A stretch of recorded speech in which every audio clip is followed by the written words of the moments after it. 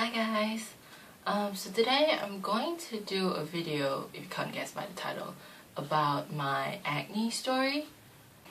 Get yourself comfortable, grab some tea. I have mine. I suppose if you're clicking this video then this is probably relevant to you anyways. So I'm just gonna get started on how things became the way they are. I started getting acne. I would call it acne. I started really bad when I was about 10. I'm 23 this year, so my birthday's in 3 weeks. At around 10 I started getting acne. It started off with like really tiny bits of pimples. It wasn't really that bad, but it was still bad for a 10-year-old. Like, who gets pimples at 10 years old? Like, most people start still like maybe 14 or 15, but not at 10. So I got acne at about 10, and my face has always been red. So it's like I was really sensitive to the sun. I wouldn't burn or anything, but it was just like whenever it get hot, I ate spicy foods, I would flush quite a bit. So that made the pimples look worse as well. So at 10 I got acne, pretty much foreheads, nose, chins, cheeks, the whole face. And I did a lot of things, like, you know, I tried topical creams, I took antibiotics, I wash my face, cleanse my face, tone my face. Like, that's how I got into skincare, because my skin was so bad at such a young age that I just learned to take care of my skin. And my mom would help me, bring me to doctors. I would try so many medications, but most of the doctors would say that, you know, you're going through puberty, you're in your teens, it will pass. And I still kept trying though. I still kept trying to cure it by eating medication, putting topical creams. What else did I do? Ooh, stick marks. I never wore makeup when I was in my teens as well, because back then, where I was from in Malaysia, you can't wear makeup when you go to school unless you hit college and uni, but like when you were in high school you weren't allowed to. So that wasn't a problem, obviously. So the years went by, you know, still my skin was still as bad, if not it got worse.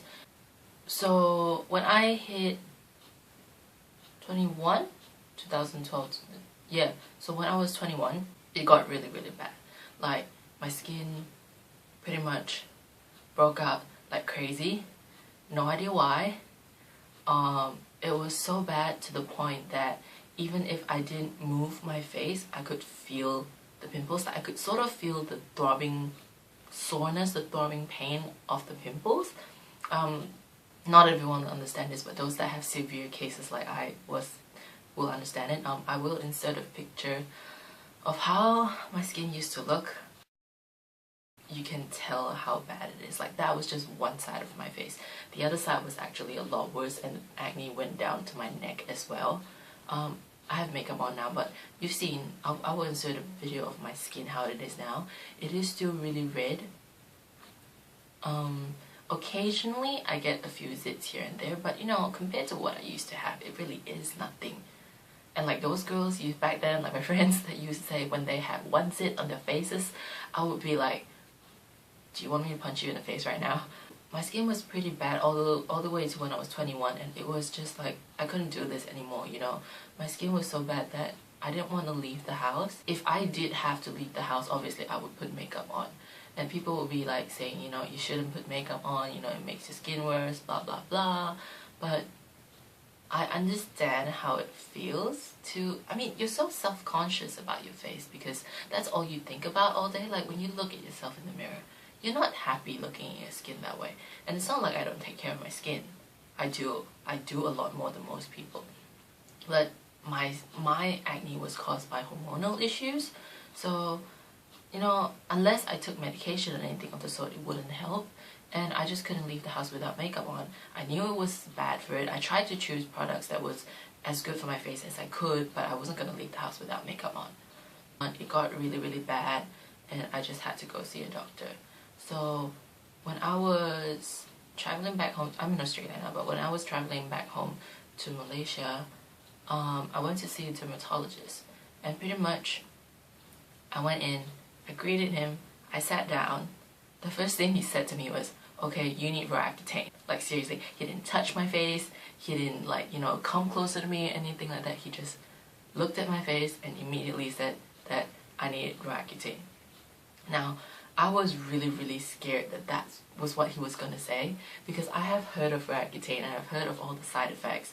I mean, I've heard of the positive things as well, you know, where it cleared up people's skin, but I had heard of the side effects as well, which wasn't really pleasant. I didn't want to go through that. And Roaccutane, usually it's last options, only if you have tried everything else or your case is so severe that Roaccutane is the only thing left for you, which in my case was the same thing. I had tried topical creams. It didn't help because mine was hormonal, so even if I healed the existing acne on my face, more would just pop up, so topical creams didn't help a lot. I took antibiotics as well, didn't really help a lot. I took birth control pills, which helped a little bit. Like, it helped for 5 months and then everything came back again, so it just lost its effect, which is my problem as well. A lot of the cleansers or medication or anything that I use just eventually lost its effect. Like, I actually used Proactive and that was really good as well, but after a year of using it, it just lost its, my skin became immune to it and everything just came back. So my only option left was Roaccutane. I took it for a month and then I had to come back to Australia, so I went to a dermatologist in Australia and pretty much I just continued on my same dosage as well for Roaccutane.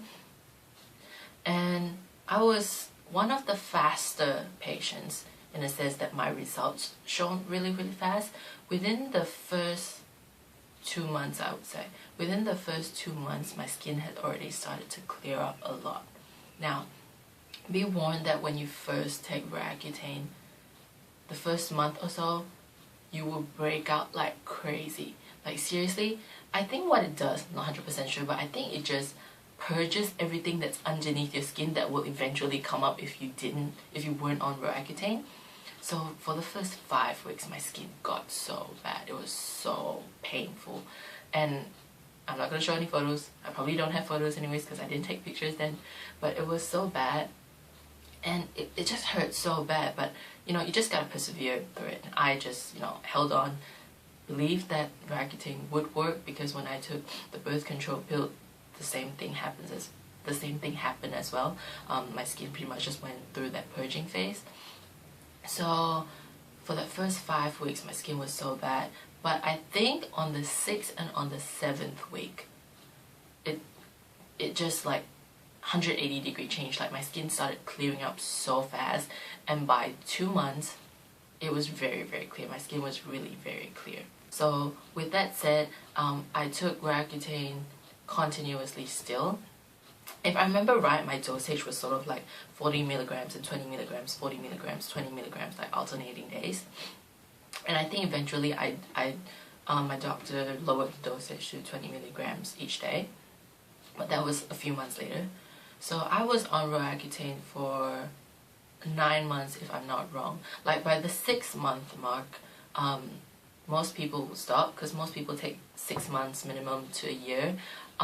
I took 6 months. I went back to my doctor and he was like saying take for another 3 months because of my history with how medication always lost its effect on me. So he was like saying just take for another 3 months just in case.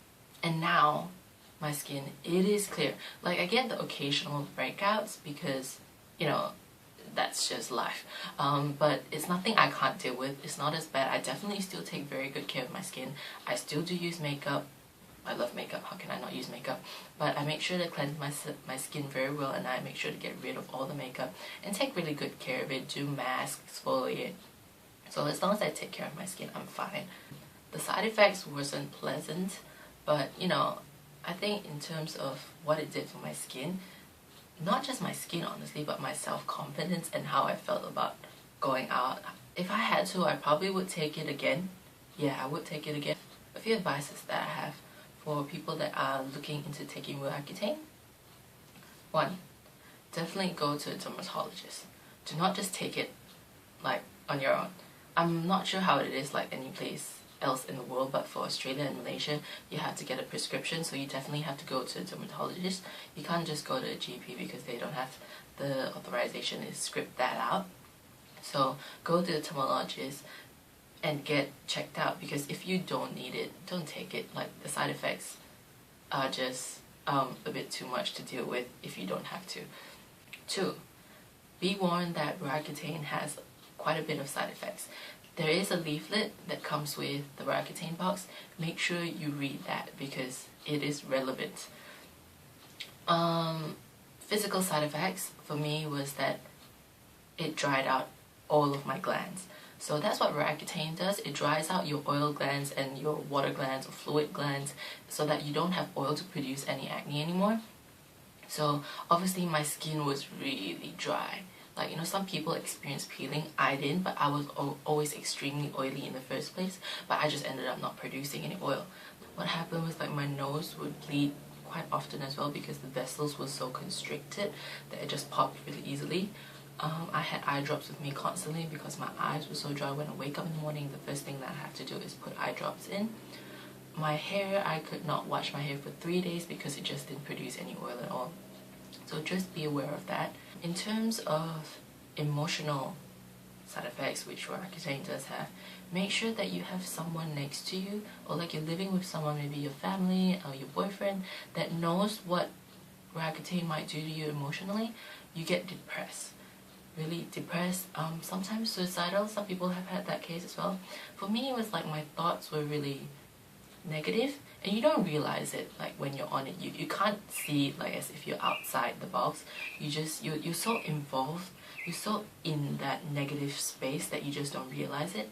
Looking back now, I could tell that, you know, seriously, it was such a bad place. If I had a bad day, it wasn't even really a bad day. It was just like something bad had happened. Like I felt like I had no friends. I felt like, oh, I wasn't needed in this world. You know, people would do better off without me. That kind of thinking, and it's really not good. You know, I would have like just random fits of crying because. So luckily I had my sister with me, and she noticed these things, so she came and talked to me. She offered me help. You wouldn't want help at that point in time, but it's always good to know that someone is there for you.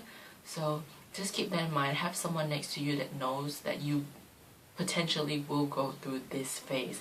Once you start taking the medication, things slowly start to get better. It does take time for things to start to get better, but it will. Another advice is, if you want to use makeup, which I'm not totally against, like just use it, but make sure that you do cleanse your face at night. Get rid of it, don't leave it on all day. Get rid of it at night, wash your face, cleanse your face, take care of your skin. Make sure you go through a very routine, very religious skincare, and choose makeup products that are like somewhat good for your skin. If mineral makeup is enough for you, then use mineral makeup. It wasn't enough for me. So choose hypoallergenic, hypocomedogenic, I think that's the word, makeup, so that it doesn't clog your pores. Yeah, so just make sure you choose the right makeup for your face.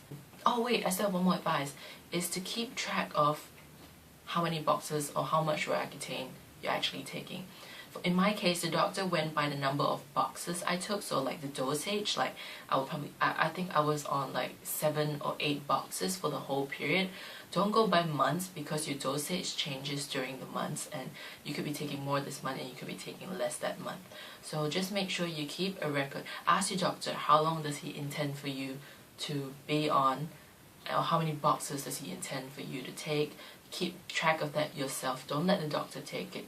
Don't let the doctor like keep the track, because what happened is that my doctor got it wrong actually, like, and I pulled out all my receipts to make sure that I was not taking more than I have to, because my sister was like, you know, it's affecting your mood, it's affecting you as a whole, it's affecting your life. So it is curing your skin, but it's also taking away some sides of your life, so just make sure you keep track of that. Yeah, I think that's it for my Roaccutane story. I hope this video has been helpful for some people. I know I have friends that have, you know, started taking pills or started taking Roaccutane, so hopefully like the information that of how I went through with Roaccutane helps some of you, and good luck with your skin. Just remember that it is just skin, even though it does affect your self-esteem and how you deal with people. Just remember, the people that really matter to you, the people that really care about you, don't care about your skin. They'll be happy for you when your skin clears up, but honestly, they will still be by your side. Like, those are the important people, no matter how your skin is looking. So just try the best that you can to just go out there and have life, enjoy the time you have with your friends, because life is just too short to be worrying about skin alone. You know, there's so many other issues that you could be worrying about. Not that you should be worrying about them. I hope that this video has been helpful. Thanks for watching. Bye!